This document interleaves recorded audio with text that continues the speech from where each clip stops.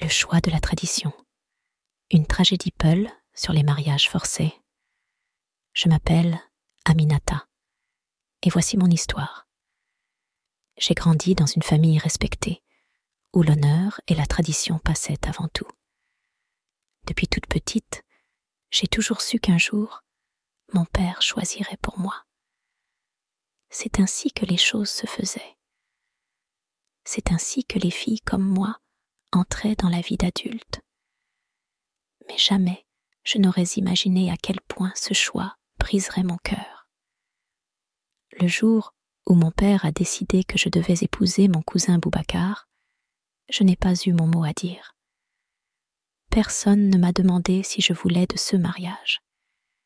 Il était plus âgé que moi, je ne l'aimais pas, mais je me suis tue. Parce que dans ma famille, une fille ne dit pas non. Elle obéit. Elle accepte son sort. Je me tenais là, entourée de mes parents, de mes proches, mais j'étais seule face à ce destin qu'on m'imposait.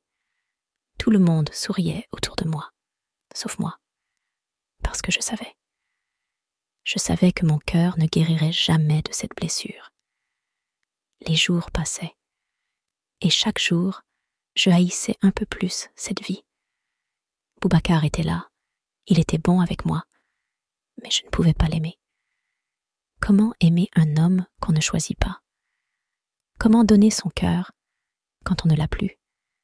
Je lui ai dit, maintes et maintes fois, je lui ai demandé de me laisser partir, de me rendre à ma famille. Mais il refusait.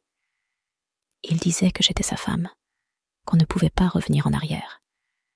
J'étais une prisonnière aux chaînes invisibles, enfermée par la tradition. Alors, j'ai fui. J'ai fui cette maison, cet homme, cette vie qui n'était pas la mienne.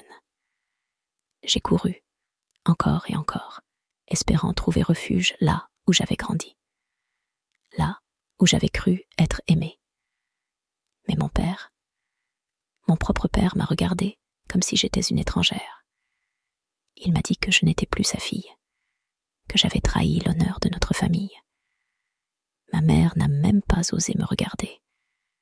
Ils m'ont laissée dehors, sous la pluie, seule, avec ma honte. J'ai dormi dehors cette nuit-là, et la nuit suivante. Personne ne voulait d'une fille qui avait osé dire non. Une fille qui avait osé rejeter le choix de son père. Et tout perdu, ma famille, mon foyer, ma place dans la communauté. Tout cela parce que je n'ai pas pu aimer un homme qu'on m'a imposé. Mais aujourd'hui, je sais une chose. La liberté a un prix. Et même si je suis seule, même si je n'ai plus de maison, je suis libre. Libre de penser, libre de ressentir, libre d'être moi-même. Parfois, il faut briser les chaînes de la tradition pour se retrouver soi-même. Fin. L'honneur ne devrait jamais être plus fort que le bonheur.